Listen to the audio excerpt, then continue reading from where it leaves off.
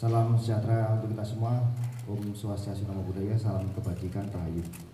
Yang terhormat Dan Puspom TNI, Kababinkum, Orjen TNI, Jampit Mil TNI, kemudian para Puspom TNI, baik dari TNI Angkatan Udara, TNI Angkatan Darat, dan TNI Angkatan Laut, dan Puspomal, serta rekan-rekan media yang saya banggakan. Pada siang hari ini kami izin melaksanakan klarifikasi berkaitan dengan OTT yang terjadi beberapa hari yang lalu. Pada siang hari tadi, Panglima TNI melakukan rapat terbatas yang dihadiri oleh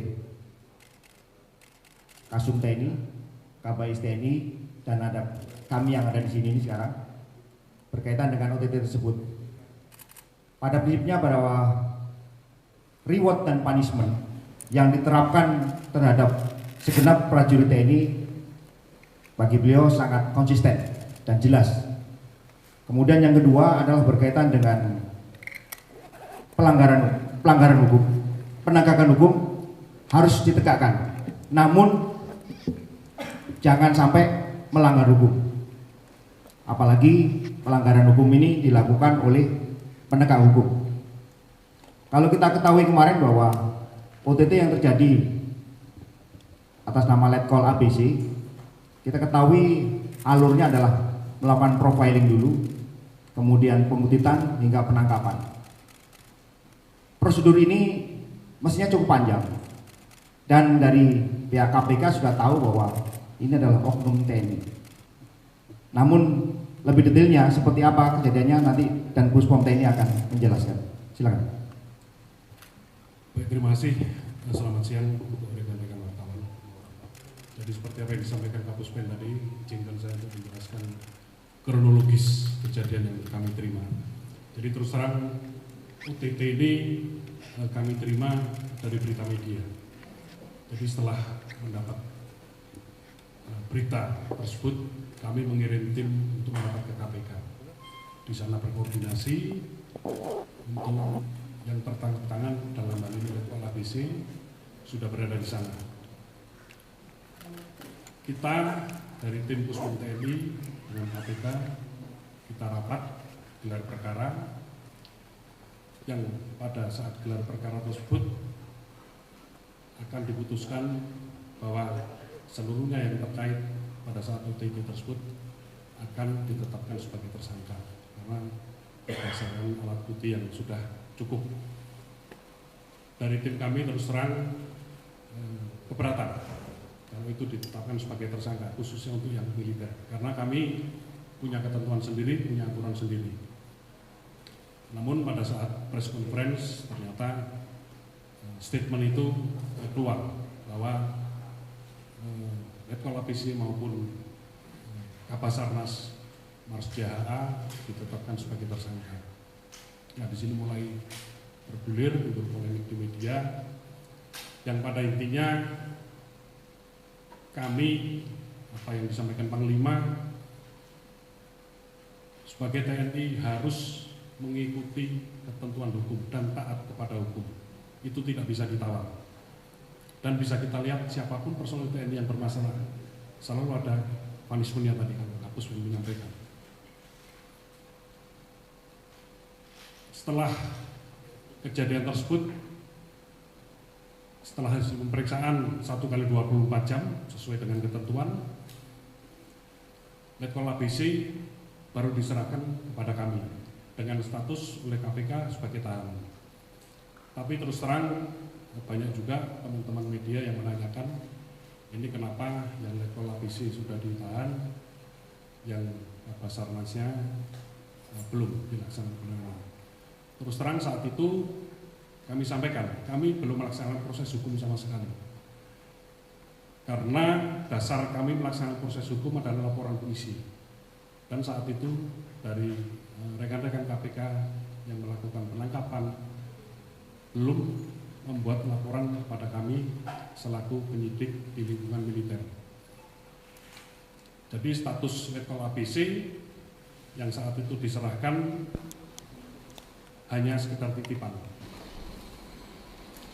Dan seharusnya penyerahan yang bersangkutan ini diikuti dengan barang bukti yang ada pada saat OTT tersebut. Karena barang bukti uang yang ada ditangkap dari atau diambil dari Letwal ABC ini. Siang ini tadi sekitar pukul 10.30 kami baru menerima laporan resmi, ada laporan polisi dari pihak KPK. Disitulah kami baru bisa bergerak melaksanakan proses hukum terhadap 2 personil TNI yang nantinya setelah kita dalami kembali, tentunya dengan bukti-bukti yang cukup akan kita tingkatkan menjadi atau masuk kepada proses penyidikan dan kita tetapkan sebagai tersangka. Tetapi mekanisme penetapan sebagai tersangka ini adalah kewenangan TNI sebagai undang-undang yang berlaku. Jadi pada intinya kita saling menghormati, kita punya aturan masing-masing, TNI punya aturan dari pihak KPK itu hukum umum punya aturan juga. Kami aparat TNI tidak bisa menetapkan orang sipil sebagai tersangka. Begitu juga harapan kami pihak KPK juga demikian. Jadi biarkan, mari kita sama-sama bersinergi untuk pemberantasan korupsi. Dan TNI sangat mendukung pemberantasan korupsi. Jadi jangan beranggapan kalau diserahkan ke TNI akan diamankan. Tidak. Silakan, kita akan melaksanakan penyidikan secara terbuka. Rekan-rekan media bisa monitor. Akan aneh kalau yang pihak sipil di proses hukum kejadian yang sama, yang pihak militer dibebaskan. Silakan nanti dipantau. Jadi kita akan menegakkan aturan hukum sebagaimana mestinya. Demikian yang bisa saya sampaikan. Terima kasih. Terima kasih. Dan Puspom TNI, pointernya jelas bahwa tegakkan hukum, tapi jangan dilanggar. Seperti apa hukum-hukum yang dilanggar, mungkin dari Kapolpenkum akan menyampaikan. Ya. Rekan-rekan wartawan, sebagaimana Anda ketahui bersama bahwa di Indonesia itu mengenal 4 lingkungan peradilan, yaitu peradilan umum, peradilan militer, peradilan agama, dan peradilan tata usaha negara. Untuk militer itu kemudian ditindaklanjuti dengan Undang-Undang Nomor 31 Tahun 97 tentang peradilan militer. Oleh karena itu, untuk setiap tindak pidana yang dilakukan oleh militer, prajurit aktif itu tunduk kepada Undang-Undang 31 tahun 1997. Selain itu juga tunduk kepada Kitab Undang-Undang Hukum Acara Pidana Undang-Undang Nomor 8 tahun 81. Jadi pada intinya tidak ada prajurit TNI yang kebal hukum. Semua tunduk kepada aturan hukum. Di dalam Undang-Undang Peradilan Militer itu diatur mengenai masalah penyelidikan, penyidikan, penuntutan, proses persidangan, dan juga pelaksanaan eksekusi. Semua sudah ada di sana. Oleh karena itu, di sana juga dengan tegas ditetapkan bahwa bagaimana itu penyelidikan, bagaimana itu penangkapan, bagaimana itu penahanan. Khusus untuk penahanan, yang bisa melakukan penahanan itu ada 3. Yang pertama adalah Ankum, atasan yang berhak menghukum. Yang kedua adalah polisi militer, kemudian yang ketiga adalah auditor militer. Jadi selain 3 ini itu tidak punya kewenangan untuk melakukan penangkapan dan penahanan. Selanjutnya akan diproses oleh Puspom TNI, Puspom dalam hal ini sebagai penyidik, dan kemudian dilimpahkan ke jaksa militer yang dikenal dengan auditor militer. Selanjutnya melalui persidangan, dan Anda tahu semua persidangan di peradilan militer itu sudah langsung di bawah teknis judisialnya Mahkamah Agung. Jadi tidak ada yang bisa lepas dari itu. Selanjutnya terkait dengan penanganan korupsi, sebetulnya antara TNI dengan KPK itu sudah punya pengalaman yang cukup banyak. Dalam proses penanganan korupsi yang lalu itu sebetulnya di splitsing atau dipisah. Jadi yang sipil diperiksa diproses di KPK, sedangkan militer diperiksa di Puspom TNI atau di lingkungan TNI. Di dalam proses pemeriksaan penyidikan, KPK ada di dalam ruangan yang sama dengan penyidik Puspom TNI. Jadi sebetulnya ketika bicara pemberantasan korupsi itu sudah ada prosedur yang saya kira berjalan dengan baik. Karena apa? Karena semuanya berakhir dengan putusan yang saya kira sangat baik. Di dalam perkembangannya dikenal dibentuk Jambit Mil. Jambit Mil itu sebetulnya dalam konteks koneksitas. Pengalaman juga bahwa Jambit Mil sampai sekarang ini Anda tahu juga memproses perkara TWP dan juga satelit orbit 123. Jadi jelas sebetulnya bahwa seorang militer itu tidak kebal hukum, seorang militer tetap tunduk pada hukum dan tidak ada seorang militer itu lepas dari hukum. Akan tetapi prosesnya militer itu punya prosedur sendiri, punya aturan sendiri. Yakinlah bahwa tidak akan ada immunity terkait dengan pelaku tindak pidana yang dilakukan oleh militer. Saya kira demikian, Kapus Ben. Terima kasih Kapolbinkum TNI. Silakan Jambit Mil atau gitu. Baik, terima kasih rekan-rekan wartawan. Mohon izin. Atasan. Saya Jambit Mil, saya Maijen Indrajit. Jadi kami hadir di sini sebenarnya untuk memastikan bahwa tindak pidana ini adalah tindak pidana yang dilakukan oleh orang sipil dan militer. Dan itu sebenarnya sudah diatur dalam undang-undang, yaitu di pasal 89 Undang-Undang 81 Undang-Undang Nomor 8 Tahun 81 tentang Kitab Undang-Undang Hukum Pidana. Jadi landasan dasar hukum dari Jambit Mil ini adalah koneksitas. Jadi dikatakan koneksitas karena ada koneksi, ada perbarengan tindak pidana dilakukan oleh orang sipil dan militer. Nah, kami ini dilahirkan dari undang-undang, ini yang ditangani oleh Jambit Mil. Selama ini seperti tadi disampaikan oleh Kababinkum, Jambit Mil sudah melaksanakan proses hukum terhadap tindak pidana yang dilakukan oleh orang sipil dan militer, yaitu perkara TWP dan masalah satelit Artemis. Ini kami memastikan bahwa karena ini tindak pidana ini dilakukan oleh bersama-sama orang sipil dan militer, seyogianya bisa ditangani oleh Jambit Mil. Ini kenapa? Supaya lebih memudahkan. Jadi nanti kalau orang sipil seperti tadi sudah disampaikan oleh dan Puspom TNI tentang kesulitan tentang pemeriksaan tadi yang sudah diserahkan tapi ternyata barang bukti nggak diserahkan, sehingga nanti akan kesulitan juga melakukan pemeriksaan, melakukan penyidikan. Nah, kalau ini jadi satu dilaksanakan oleh tim penyidik dari KPK maupun penyidik dari militer yang ada di dalam organisasi Jambit Mil. Jadi Jambit Mil ini menjadi bagian atau organisasi baru yang ada di Kejaksaan Agung. Nah, seyogianya saran kami bisa ditangani oleh Jambit Mil supaya nanti dalam proses-proses ini tidak ada kesulitan. Tentu saja bisa kita prediksi akan ada disparitas nanti dalam hal hukuman karena proses-proses ini kan berbeda gitu. Itu saja yang bisa kami sampaikan. Sekali lagi terima kasih. Terima kasih Jambit Mil. Rekan-rekan media, tadi seperti saya sampaikan di awal bahwa ketika Panglima TNI melaksanakan rapat terbatas, seperti yang kita tahu bahwa sebelah saya ini adalah Dan Puspom TNI, Kababinkum, Jambit Mil, Orjen. Kemudian di belakang ini ada dan Puspom AU, Puspom AD dan Puspomal.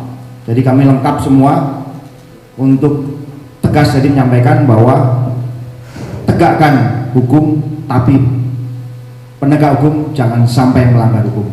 Setelah kegiatan ini, setelah konferensi pers, kami berencana akan ke KPK untuk melaksanakan koordinasi. Silakan Abita. Silakan. Mike.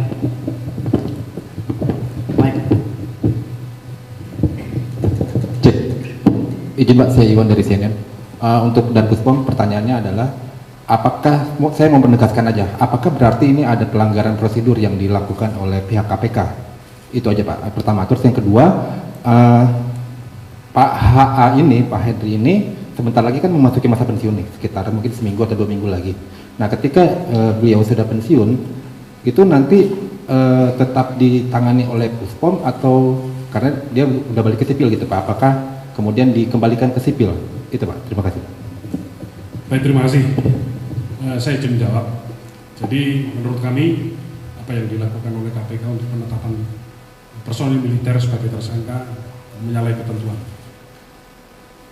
Pertanyaan kedua, untuk Marsdia HA memang sudah memasuki masa pensiun, tetapi tindak pidana tersebut terjadi pada saat beliau masih aktif. Jadi kita lihat tempus deliktinya, waktu kejadiannya. Jadi tetap berdasarkan tempus delikti, yang menangani adalah kewenangan ada di polisi militer. Demikian, terima kasih. Ada lagi? Mike?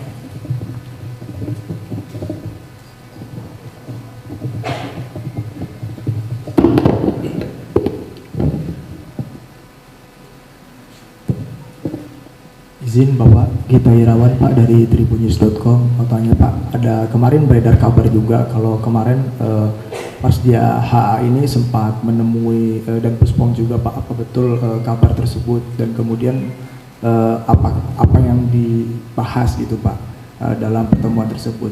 Kemudian yang kedua, saat ini posisinya Marsdia HA dan juga Letkol ABC ini ada di mana Pak? Apakah sudah ditahan atau memang masih dalam proses pendalaman gitu? Terima kasih, itu aja Pak. Baik, terima kasih. Jadi betul, Marsdia HA sempat menemui saya, tapi bukan dalam arti ada sesuatu tidak, tetapi sebagai bentuk pertanggungjawaban beliau. Beliau karena di KPK sudah merasa ditetapkan sebagai tersangka, kalau boleh dikatakan beliau menyerahkan diri. Saya akan bertanggung jawab terhadap semua ini. Jadi itu salah satu sifat gentleman beliau yang saya katakan. Jadi beliau menanyakan terus apa langkah-langkah apa yang terhadap saya harus dilakukan. Itu yang beliau tanyakan. Jadi saya jelaskan nanti prosedurnya seperti ini. Semua saya jelaskan dengan terbuka. Kooperatif. Hanya itu pesan saya, minta saya kooperatif dengan penyidik pada saat proses hukum nanti. Terus yang kedua, tadi masalah posisi siang ini terus terang yang tadi saya sampaikan, saya baru menerima laporan polisi.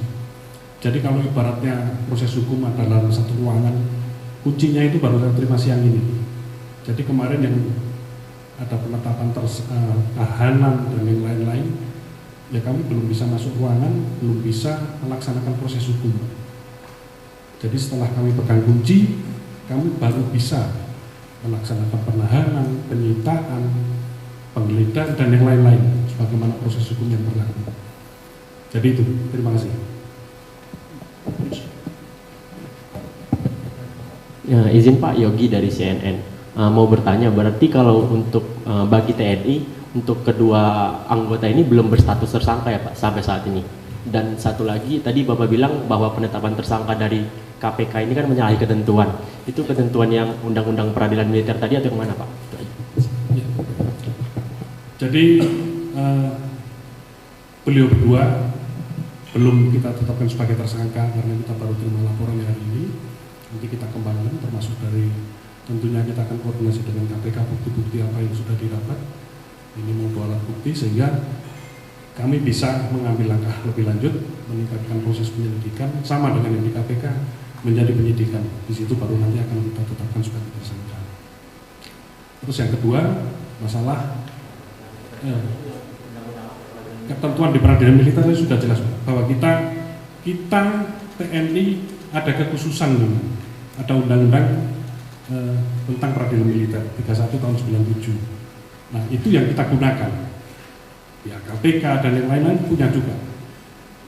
Harapan kami semua tentunya sebagai penegak hukum untuk memberantas korupsi ini, mari kita ikuti aturan yang ada pada masing-masing.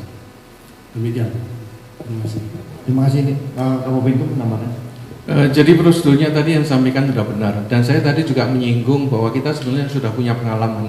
Dulu ketika KPK memeriksa perkara korupsi dan pelakunya itu sipil dan militer, ketika menyentuh kepada militer itu KPK langsung komunikasi sama kita, tidak kemudian langsung ditahan, ditetapkan status, kemudian di framing, di broadcast gitu, enggak, ditetapkan kita, terus kemudian kita dalami bersama dan kemudian kita sampaikan bersama gitu. Ya. Silakan. Ya. Anda di sini belakang. Selamat siang semuanya Pak. Izin saya Leo dari TV One Pak. Saya ingin bertanya terkait dengan korupsi yang dilakukan kedua tersangka dari TNI itu tuh dalam bentuk seperti apa? Dan yang kedua, siapa saja nih Pak yang terlibat dari internal TNI sendiri? Karena kan kita tahu bahwasannya adanya pengandaan barang dan jasa itu sudah dimulai pada tahun 2021 dan kemudian adanya pengandaan barang dan jasa lagi kemudian di tahun 2023 yang kemudian ditetapkan dua tersangka dari TNI. Nah kemudian apakah akan ada pemeriksaan dari internal TNI sendiri Pak terkait dengan kita tahu bahwasannya ini kan ada pengandaan barang dan jasa tersebut dari tahun 2021 sampai tahun 2023. Terima kasih Pak. Terima kasih Mas. Jadi rekan-rekan tahu kan bahwa profiling ini sudah dilakukan sejak 2021. Ya, sejak 2021. Namun kami baru tahu kejadiannya kemarin dari media. Silakan. Baik, terima kasih. Jadi masalah korupsi yang dilakukan terus terang sampai dengan saat ini kami belum menerima data resmi apa yang sudah didapat oleh pihak KPK. Nanti kami siang ini akan ke sana berkoordinasi, istilahnya bahan-bahan apa saja, bukti-bukti apa saja yang sudah didapat yang bisa kita gunakan untuk memeriksa kedua orang ini. Nanti pengembangannya sampai di mana kita lihat. Saya belum berani memastikan apakah ini berkembang atau tidak, karena saya belum sampai dengan saat ini kita belum menemukan bukti atau data-data dari KPK. Demikian.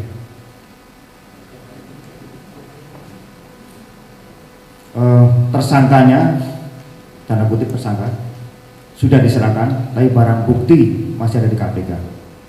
Silakan dicermati sendiri kronologis seperti ini. Ya, silakan. Yang tadi belakang dulu, dari tadi ngacung terus. Pak izin mau nambahin boleh?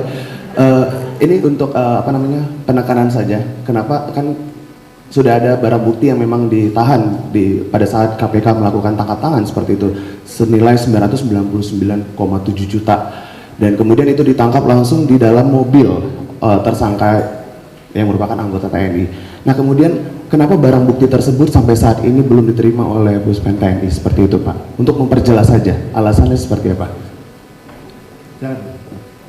Mungkin lebih tepat ditanyakan ke sana, karena kita hanya menerima penyerahan dua orang ini.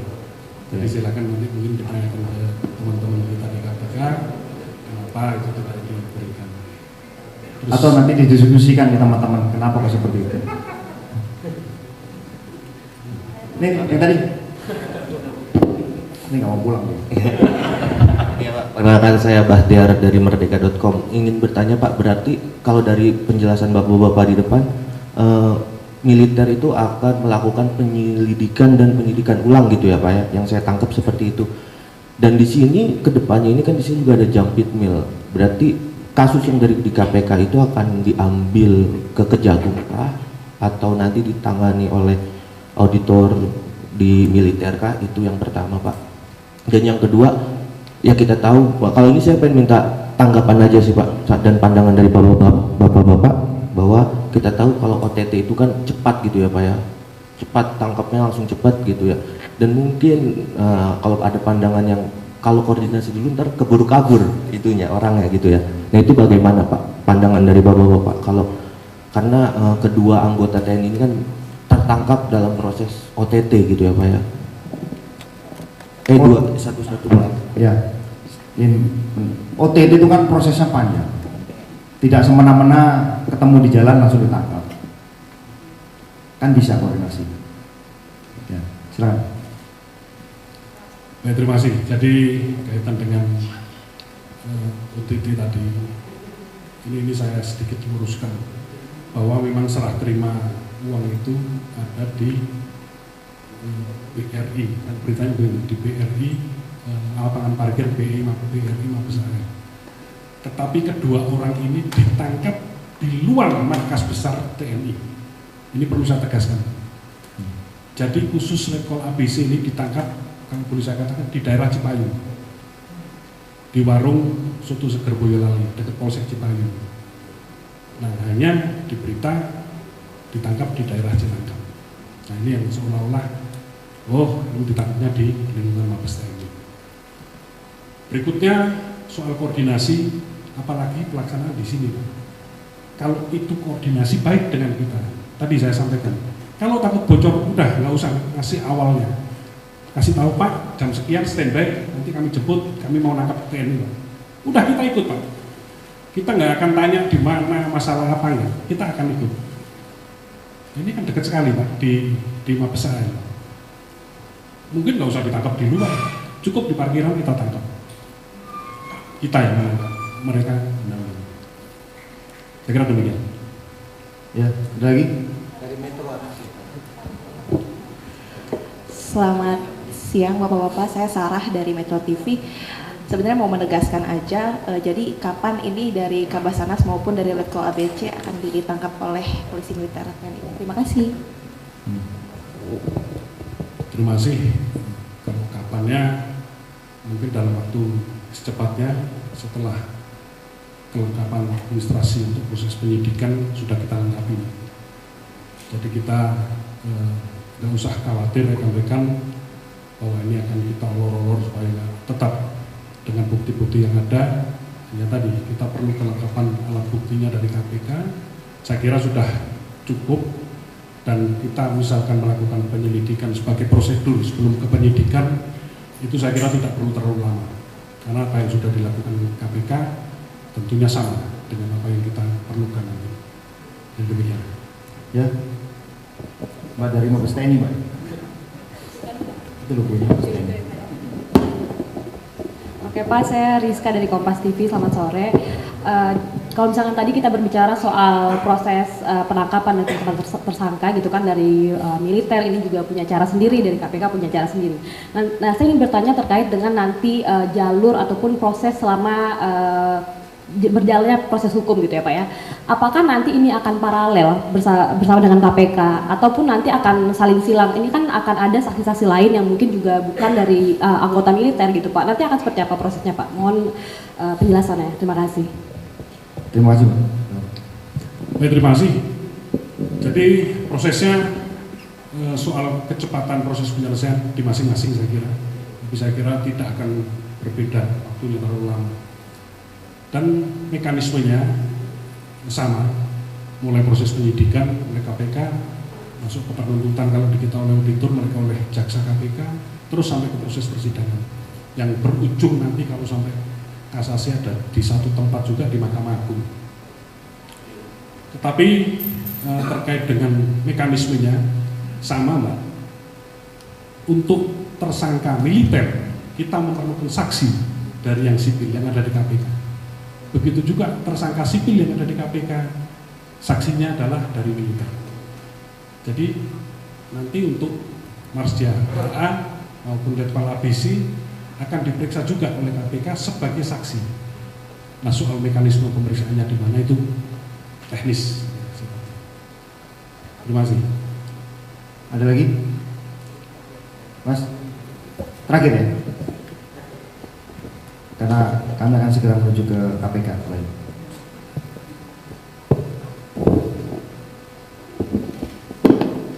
Baik Pak, terima kasih. Saya Ade dari Tempo.